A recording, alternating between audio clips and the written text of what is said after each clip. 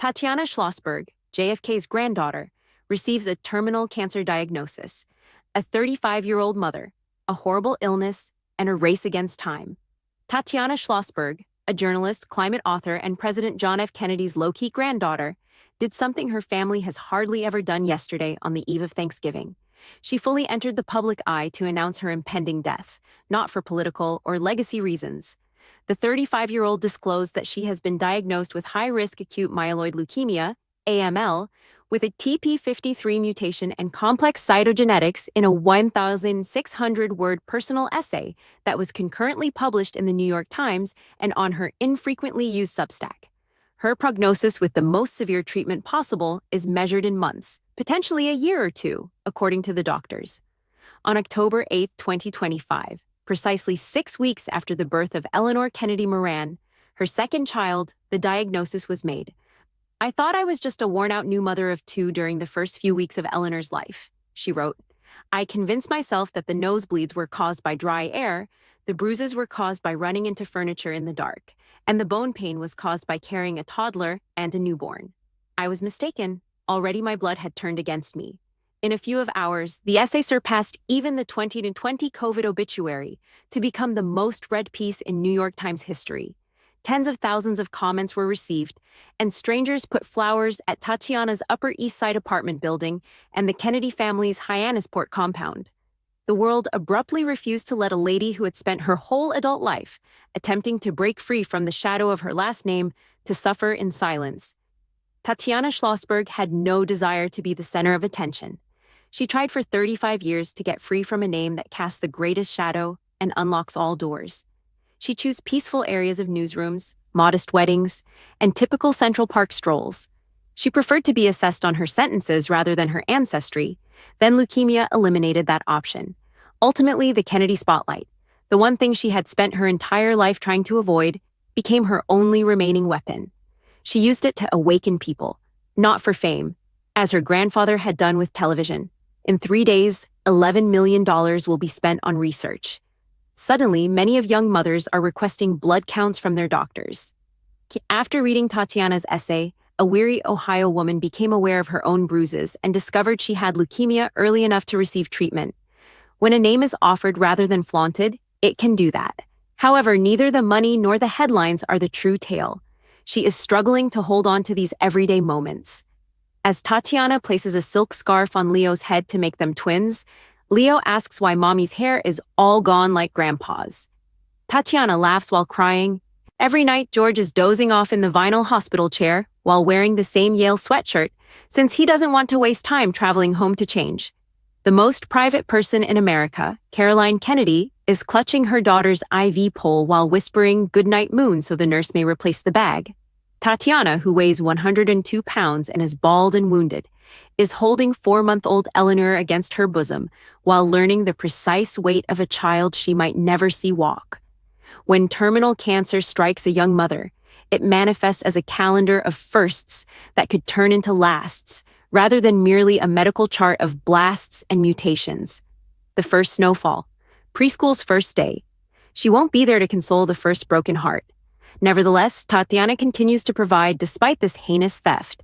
She is demonstrating to the world that a life can be finished long before it is lengthy by offering it her clearest voice, her sharpest truth, and her last and most giving act. She once said that the story of climate change is one of everyday decisions piling into either salvation or catastrophe. She is now experiencing the same reality in fast forward. Every kiss, video message, dollar raised, and stranger she moves to have tested are all decisions she made, adding up to something that will last longer than her physical life. Leukemia will most likely prevail. However, love has already triumphed. In the most difficult way imaginable, Tatiana Schlossberg is showing us that a life is not measured in decades.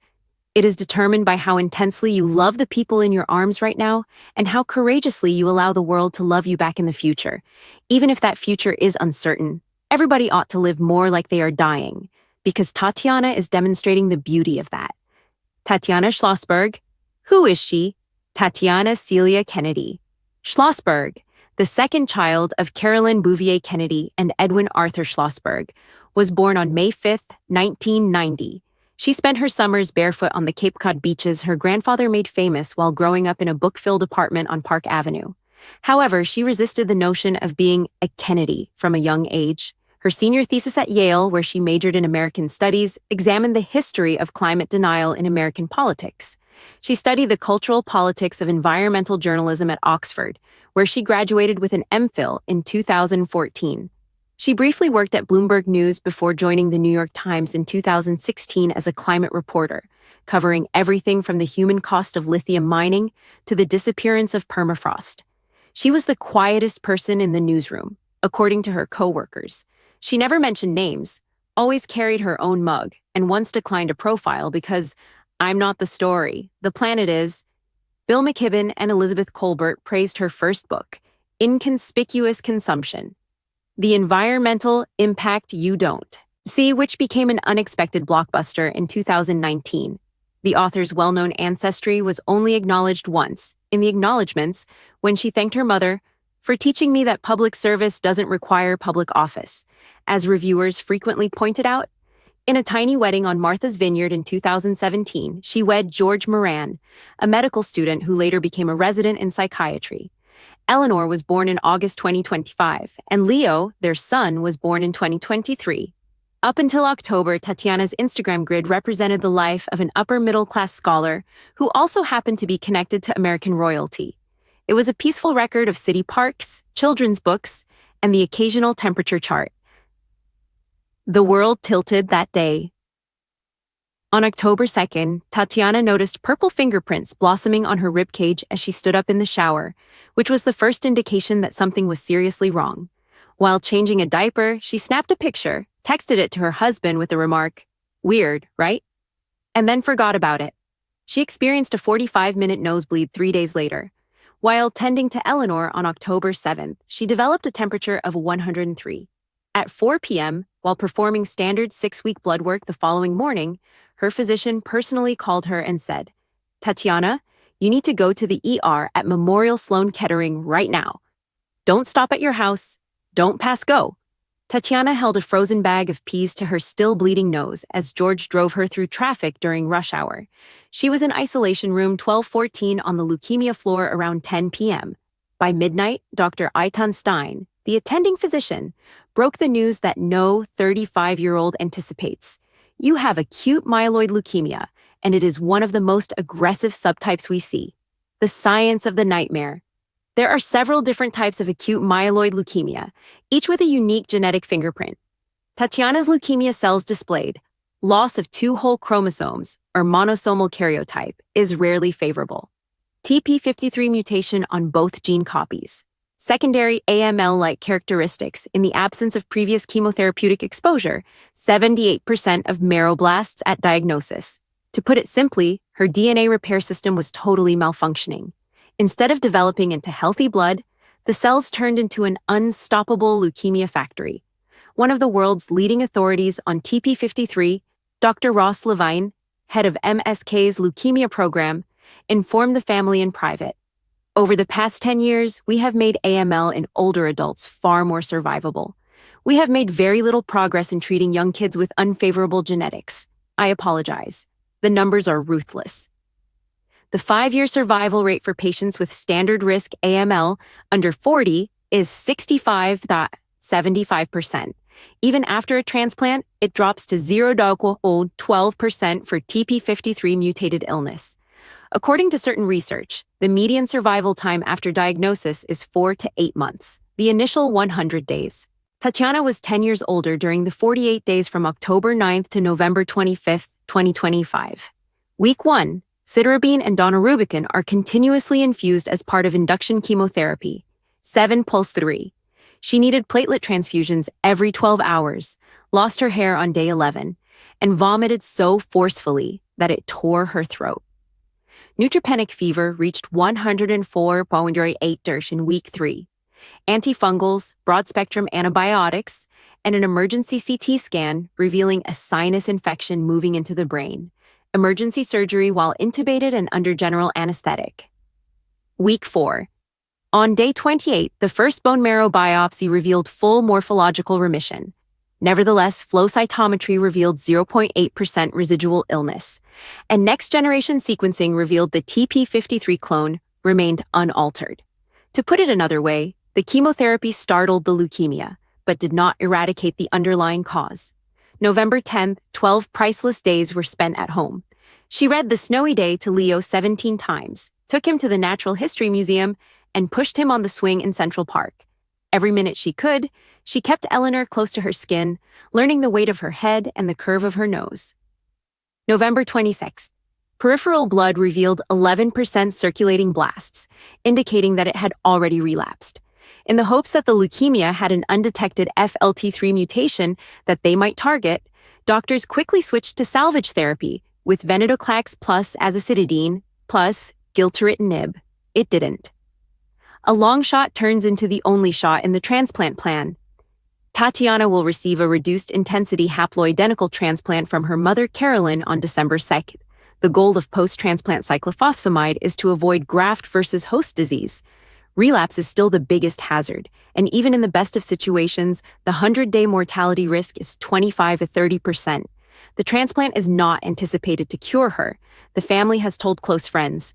The goal is to purchase months, perhaps even a year or two, of additional time with her kids, living in between scans.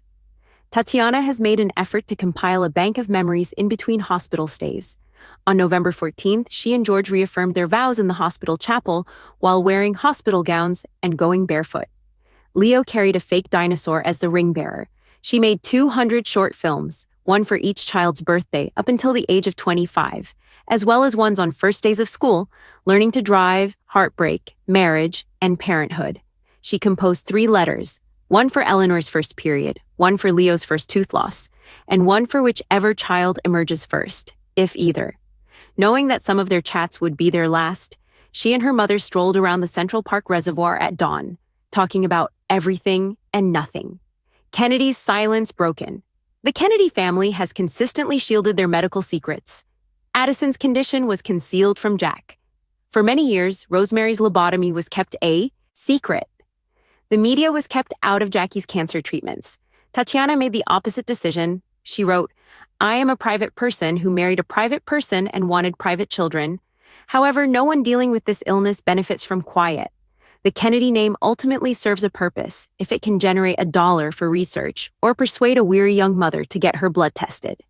The Tatiana Schlossberg Young Adult AML Research Fund at Memorial Sloan Kettering raised $11.4 million in just 72 hours after it was published, thanks to 7-figure donations from Oprah Winfrey, Leonardo DiCaprio, and an unidentified donor who is thought to be a tech billionaire who lost his own daughter to the same mutation. The prospects for the future Tatiana is back on the leukemia floor as of Thanksgiving 2025, getting ready for a transplant. She now weighs just 102 pounds. She makes a feeble joke about how she finally fits into her high school trousers. Even at 3 a.m, when the steroids keep her up, she still writes brief paragraphs on her phone. Her second book, which was initially about hope in the fight against climate change, has subtly evolved into something darker. Reflections on motherhood, time, and what it means to love children you might not live to raise. "I always believed we had decades to fix the planet," she wrote in her final public statement, which was posted yesterday at 11:47 p.m. "I now realize that we could only have today to mend a heart. So give it a stronger hug. Talk more kindly. Don't waste anything. I'm not prepared to part from my children. However, if this is the tale I'm given, I will live it with all of my remaining love. I appreciate you reading. I appreciate your concern. I appreciate you reminding me that we are not alone, even on the worst of days." Tatiana Schlossberg, a daughter, sister, wife, mother, writer, and unintentional Kennedy, has transformed her last chapter into a cry that resonates much beyond hospital walls. Live life to the fullest, love unconditionally, and never wait for approval to matter. With her, the entire world is holding its breath.